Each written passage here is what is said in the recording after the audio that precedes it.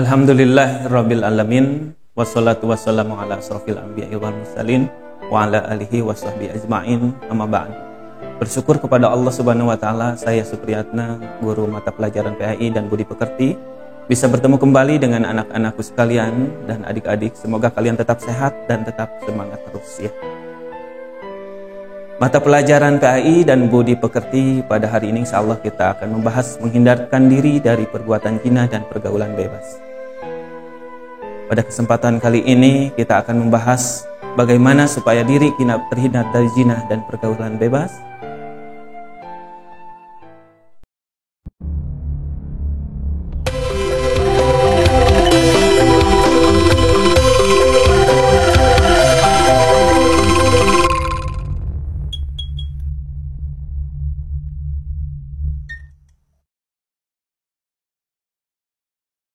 Alhamdulillah. Pertama kita akan memahami anak-anakku sekalian apa itu zina dan apa itu pergaulan bebas.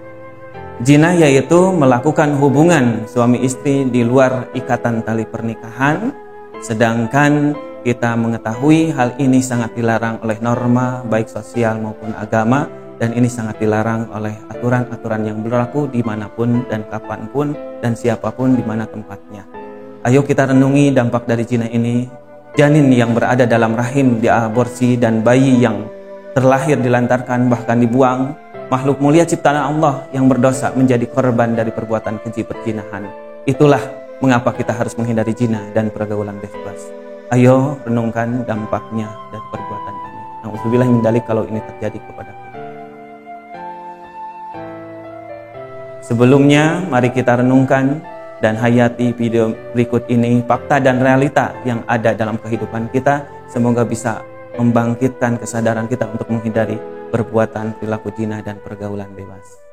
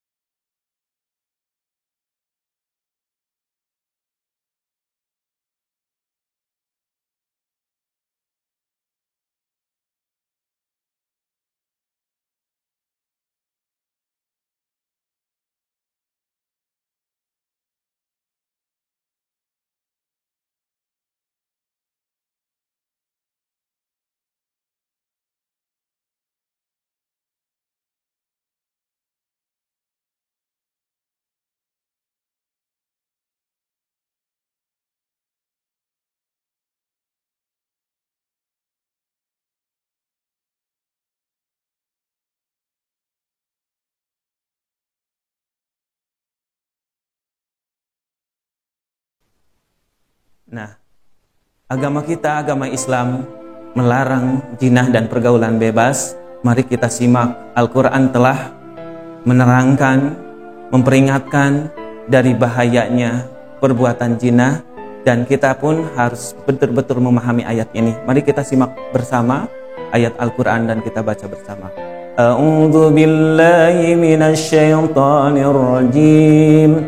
Bismillahirrahmanirrahim. Wala taqrabuz zina innahu kana fahisah wa sa'a sabila. Shadaqallahul azim. Dan janganlah kamu mendekati zina. Zina itu sungguh suatu perbuatan keji dan sungguh jalan yang buruk. Anak-anakku sekalian, yang digarisbawahi di sini adalah tidak boleh mendekati zina. Mendekatinya tidak boleh, apalagi melakukannya. Karena ini preventif supaya kita tidak terjerumus kepada hal-hal yang dilarang oleh aturan agama, aturan sosial kemasyarakatan, dan norma-norma yang berlaku dimanapun. Apa dan harus bagaimana kita? Ya, harus kalian memahami bahwa Allah memberi norma aturan kepada kita untuk menyelamatkan diri kita dan generasi serta masa depan kita untuk lebih baik lagi. Bagaimana supaya terhindar? Ya, benar-benar mendekat kepada Allah Subhanahu wa taala dan melaksanakan ibadah kepada Allah Subhanahu wa taala. Yang selanjutnya adalah ini hukuman bagi orang-orang yang berzina. Az-zani wa janiyatu fajlidu kulla wahidin minhuma mi'atan jaldah. Seorang perempuan yang berzina dan seorang laki-laki yang berzina harus didera dengan 100 deraan. Artinya dicambuk dengan 100 cambukan. Wala takhudukum bihima ra'fatu fi dinillahi in kuntum tu'minu billahi wal yaumil akhir. Janganlah merasa belas kasihan dalam menegakkan aturan-aturan Allah jika kamu beriman kepada Allah dan kepada hari akhir. Wal yashhad adzabahuma ta'ifatu minal mu'minin. Dan hendaklah sekelompok orang dari orang-orang beriman menyaksikan terhadap hukuman yang diberikan kepada orang-orang yang berzina tersebut. Jika kalian orang-orang beriman, insya Allah akan memahami begitu berat cobaan, ujian, tapi lebih berat sanksi dari Allah Subhanahu wa taala. Mari kita sekuat tenaga untuk bisa menghindarkan diri dari perbuatan zina. Alhamdulillah, tadi kita simak bersama ayat-ayat Al-Quran yang menjelaskan bahwa larangan untuk berzina dan mendekatinya pun hati-hati untuk tidak melakukannya. Karena hukumannya pun sangat berat bagi kita. Karena ini hukumannya kita harus tahu ada yang dikategorikan zina muhson dan kategori goir muhson. Zina muhson yaitu orang yang melakukan zina dalam posisi telah menikah. Maka syariat Islam hukumannya lebih berat dikarenakan Masya Allah ya, Masya Allah bahwa ini hukumannya bagi orang-orang yang telah menikah adalah selain daripada dirajam dengan batu kerikil kecil di lapangan yang luas disaksikan oleh banyak orang sambil meninggal dunia ya, Masya Allah sampai meninggal dunia. Sedangkan orang yang pelakunya belum menikah yaitu perawan ataupun bujang itu subhanallah dicambuk 100 kali, didera 100 kali dan diasingkan selama 1 tahun dalam negeri itu. Tidak lagi ada larangan dari agama Allah menjelaskan hal ini supaya kita jerak dan tidak berusaha untuk melakukan hal yang dilarang oleh kita sekalian. Nah, apakah kita ini sanggup untuk menjalankan norma-norma yang Allah perintahkan? Ini demi kebaikan kita sekalian, jangan sampai kita terjerembab termasuk orang-orang yang Masya Allah menjadi orang-orang yang hina di hadapan Allah baik di dunia maupun di akhirat. Tapi kalau hukumannya pun ini dilakukan, ini sebagai wasilah taubat kita di dunia supaya Allah tidak mengazab kita di neraka. Lebih baik kita menghindari daripada kita melakukan, apalagi bergelimang dosa akibat dari pergaulan tersebut. Hati-hati wahai anak-anakku, jangan sampai melakukan hal ini. Sangat berat saksinya dunia dan akhirat. Nah, salah satu kenapa zina sangat diharamkan dan ini akan menjadi sesuatu yang luar biasa dampak negatifnya karena orang yang telah dinyatakan di dalam tubuhnya mengandung suatu penyakit yang berat yang disebut HIV, ini bisa tersalurkan, bisa dengan menular dengan cepat karena dengan perilaku hubungan bebas ataupun free sex, dan ini mengakibatkan satu dengan yang lainnya akan menyebabkan penyakit yang belum tidak ada sampai saat ini belum ada obatnya. Nauzubillahi min dzalik. Penyakit ini merupakan teguran dari Allah karena banyak orang-orang yang melakukan hal tersebut. Dimulai dari pergaulan, pertemanan, persahabatan tanpa batas, tanpa normal, tanpa adanya hijab, maka dilakukanlah perzinahan. Nauzubillahi min dzalik. Ketika hubungan biologis dilakukan, maka subhanallah ada cairan dari cairan laki-laki sperma dan cairan perempuan vagina yang bersatu yang akan menyebabkan seseorang terinfeksi HIV/AIDS. Nauzubillahi min dzalik. Jangan sampai terjadi, karena seseorang kalau telah terinfeksi penyakit ini, nauzubillahi min dzalik, tidak ada obat dan semakin menunggu kematianlah dan ajal serta penyesalan.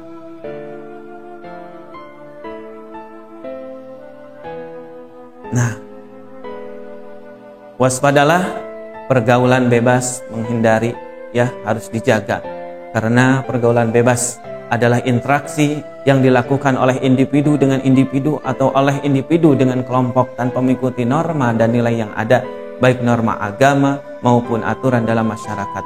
Pergaulan bebas juga dapat didefinisikan sebagai melencengnya pergaulan seseorang dari pergaulan yang benar. Pergaulan bebas diidentikan sebagai bentuk dari pergaulan luar batas atau bisa juga disebut pergaulan yang liar. Alhamdulillah. Nah, sekarang kita harus tahu faktor penyebab berkembangnya pergaulan bebas di kalangan remaja. Yang pertama, lemahnya pegangan hidup remaja dalam hal keyakinan agama dan tidak mengamalkan agama kebanyakan. Yang kedua, ketidakmampuan remaja dalam mengontrol dirinya. Maka isilah dengan hal-hal yang positif, salurkan keahlian kalian dan tambah skill kemampuan kalian.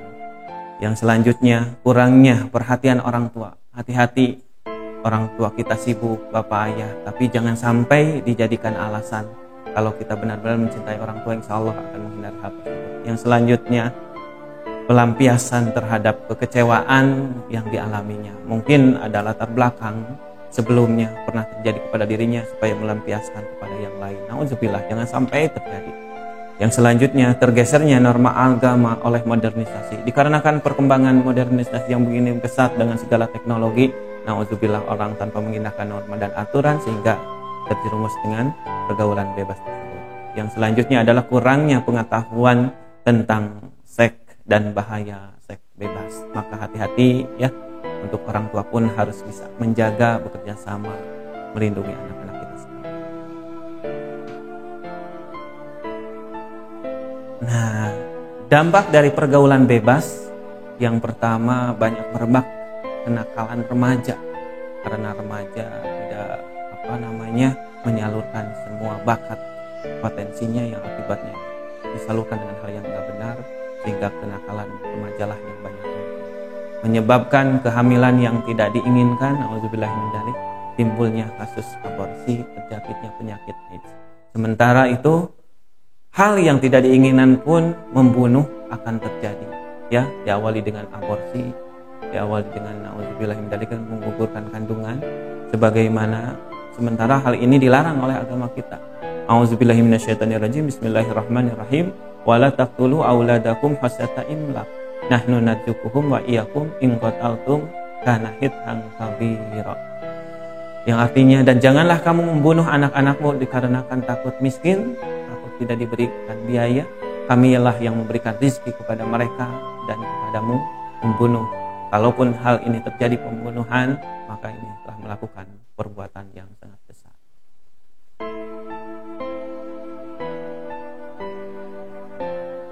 Nah, inilah dampaknya dari pergaulan bebas.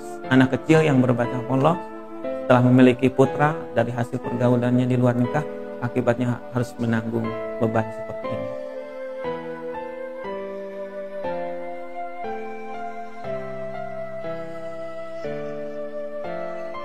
Nah, upaya sekarang bagaimana supaya kita terbebas dari masalah pergaulan bebas di kalangan remaja ini?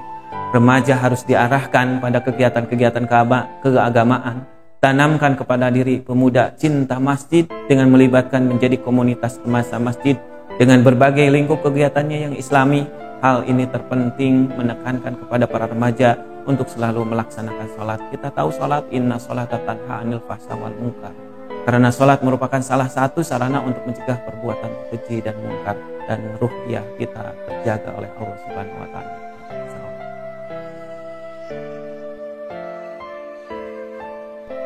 Alhamdulillah. Nah, bagaimana kita supaya terhindar dari perilaku perbuatan zina dan pergaulan bebas? Yang pertama, pahami ajaran agama Islam secara benar dan amalkan.